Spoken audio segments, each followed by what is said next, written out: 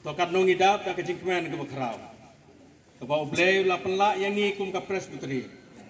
Ban jo ban pendep ban te ya kane ka ying nak benta ban duai bat ban sakri blay ya o. Te hakane ka por nga wa ban ong kum ne nak tin ke jong blay. Baka ong kum ne haka kerteng ublay ukpa. Ublay ukun bat ublay mensim bakoy. Kapli ya une uplet ban long kadak jong ka jingsa jingken mau bat upa penpau ya kaburom ke jong ublay. Bal layarap yangi ban pendep ya ka bante ya ka negeri. To kaburom ublay kan pau hangne. Amen.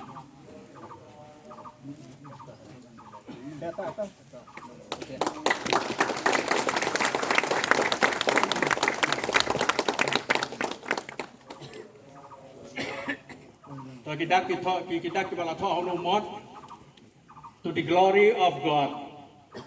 This chapel building of Presbyterian Church was dedicated on 2nd March 2025 as a place of worship, prayer, teaching and service.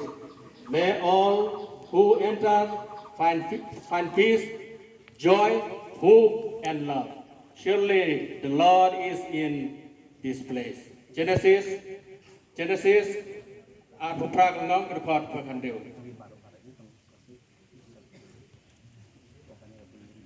Ya kade ka building kabalong ka lat bu ya no plate bat la pli la pagantang ya o hakane ka tarik menta ar tarik march ar hadar ar pusan ban longkum ka jaka kajing mane kajing duai bat kajing ikai bat kajing eseng ban pendon kam ya kane ki hoi sisa ublay undon kajing suk kinyo bat kajing kermen bat kajing kejong ublay baro kibarong hangne to dedicated by to gidama dedicated by moderator SBP.